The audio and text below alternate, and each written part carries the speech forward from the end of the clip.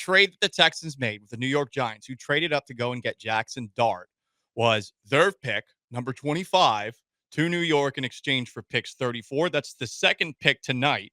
Pick 99, which is a late third-round pick, and a third-rounder in next year's draft. It's a pretty good return. You're trading back from 25 to 34. You move back 9 spots, and you pick up 3 extra picks in doing so. I guess technically it's 2 extra picks to move back 9 spots, but you get what I'm trying to say here. So they looked at the board. They realized a lot of the players at positions of need were gone. Kelvin Banks, who they supposedly wanted. The Saints took him 9th overall. That was supposedly well ahead of where he was projected to go. Tyler Booker from Alabama, the Will Anderson of the Alabama offense. He went to the Cowboys at pick 12. The other linemen off the board, Will Campbell, who we mentioned earlier. Armand Membu from Missouri went to the Jets, 7th overall. Gray Zabel, a North Dakota State guard, went to the Seahawks. Donovan Jackson, who the Texans were maybe thinking about at pick 25, goes the pick ahead of the Texans, 24th overall to the Vikings. They really like Donovan Jackson. They probably would have traded up to get him, knowing that the Vikings obviously are going through some turnover themselves on the offensive line. And then after them, the Washington Commanders, who traded for Laramie Tunsil this offseason, they draft Josh Connerly out of Oregon. And the last pick of the first round, which I'm glad the Texans didn't make, I thought they might be thinking about it, was Josh Simmons, a tackle from Ohio State who's dealing with a patellar surgery. So, do you want another John Mechie situation on your hands? Not so much. There were some receivers as well that were taken in the first round. Obviously, Travis Hunter goes to the Jaguars. That's probably the big move of the first round. The Jaguars getting really ballsy, trading up. Ted Arroyo McMillian, who was on our big board, to the Panthers, number 8. Colston Loveland and Tyler Warren, the 2 tight ends, go 10th to the Bears, 14th to the Colts, respectively. I wonder if both Anthony Richardson and Daniel Jones would be better served as tight ends. Just a random thought. Emeka Egbuka, Ohio State battery mate with C.J. Stroud, 19th to the Bucs. Matthew Golden, who was flirting with the Texans on social media, a couple of picks before the Texans as well. Some people were frustrated about that. From Texas, he goes to the Packers at 23. So a lot of the guys that you thought that they might be interested in were off the board when they finally were there. They trade back. They didn't get as much as the Rams got in exchange with that trade that they made at the back of the first round with the Falcons. But the Falcons seem to be run in a silly fashion.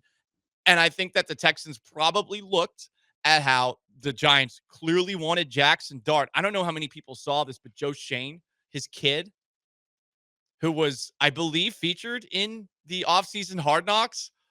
Well, this kid posted a Jackson Dart highlight reel on Instagram and then set his account to private. These guys got to step letting the kids in the building, right? Whether it's the Jets and Brick Johnson or the Giants and Joe Shane's kid just posting a reel of Jackson Dart. Sean, what are we doing here, kids? I will say last year, I think from Hard Knocks, I think it was Jane Daniels, right? Who they ended up not even having the opportunity to draft. But I think that was the guy. He was like, I would go as like a 13-year-old kid. Right. I will say 1 for 1. 1 for 1. Kid's got a good eye. Kid's got a good eye. That makes me feel better than about Jackson Dart than watching him play at Ole Miss. Although he did put up crazy numbers, but I'll just never forget the end of the Florida game where he throws 3 straight interceptions in 2 possessions and cries. Cries in the middle and then cries after. That guy's supposed to save the Giants' job. Brian Daboll likes him. Joe Shane clearly like him. Okay, good luck. I don't know if he's going to save your job. You're saying Russell Wilson's the starter. Yeah, also good luck with that. But to bring it back, I bet, because we know Nick Caserio loves trading, I bet he was aware also of the pre-draft rumors about how the Giants like Jackson Dart. But that's the cherry on top. Oh, Donovan Jackson just went off the board? Yeah. Let's make a trade immediately with the Giants. Jackson Dart still on the board. Let's make a trade immediately with the Giants because their little pee pants kid is out there on social media posting highlight videos of Jackson Dart and then setting his profile to private. Listen, the Texans are pretty good at social media, so I'm pretty sure that they made Caserio aware of that in some way, shape, or form before the draft. So they trade back. They get pretty good value in return for that. They did try to trade up. I know a lot of people are frustrated that the Texans didn't move up to go and get 1, Kelvin Banks. The Saints took him really early. They would have had to give up a lot to go get him. And then 2, Tyler Booker, who the Cowboys took. Well, it seems like the Texans actually made a phone call to the Cowboys about trading up to that number 12 spot. This is from the Cowboys draft show on 105.3 The Fan last night. Apparently, and this is coming from those within the building, Houston was the team that was on the clock. Yeah. Or that was on the phone. Yeah. Houston was the one that wanted to make the trade. Apparently, it was a low ball offer initially.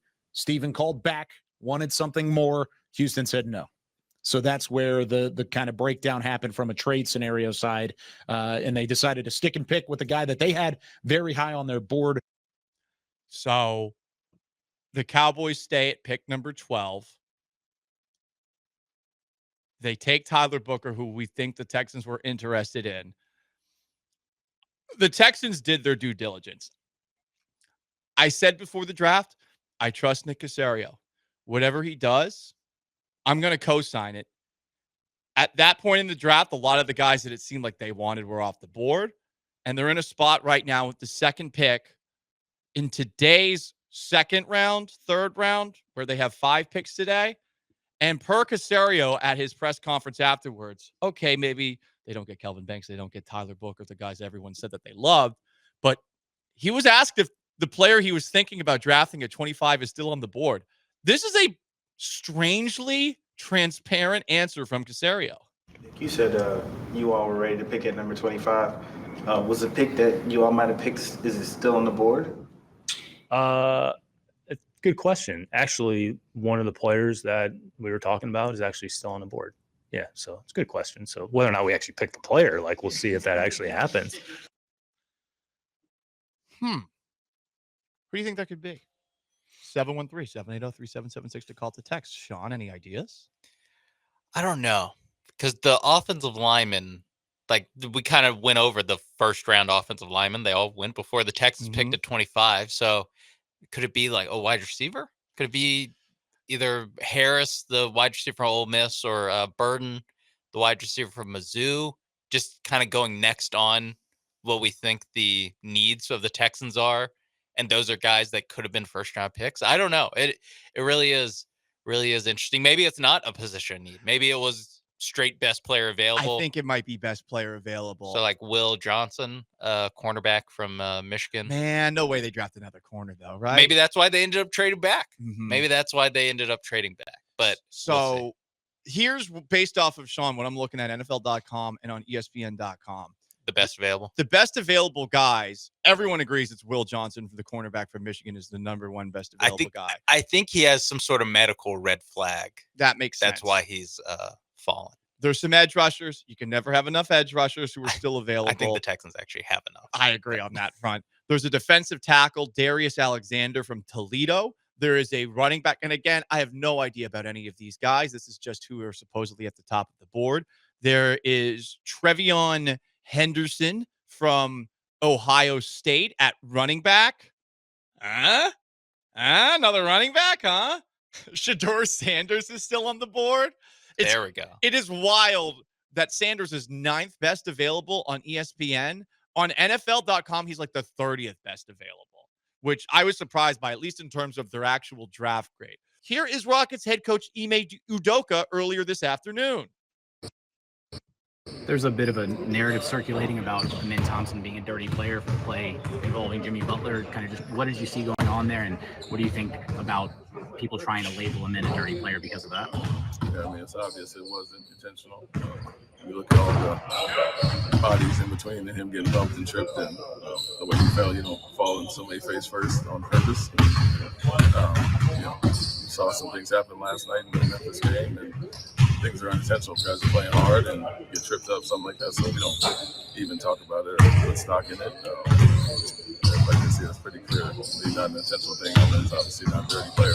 There's a difference between aggressive physical play and being dirty, and you can question some of their things as well. There it is, pointing it back at the very end. You can question some of their things as well on their end. Not as much fuel on the fire as Dillon Brooks saying, I think the dirty player is Draymond, giving him a little push. It's not quite that. Udoka does make a good point here. Warriors fans aren't going to listen to it. And honestly, Rockets fans think Draymond Green is the reason that Amen Thompson accidentally fell into Jimmy Butler. So there's a lot of He is. like everyone's mad at each other He's and the reason. everyone's wrong. Stop, Sean. Stop. Stop. I said he's the reason that Amen Thompson fell into him.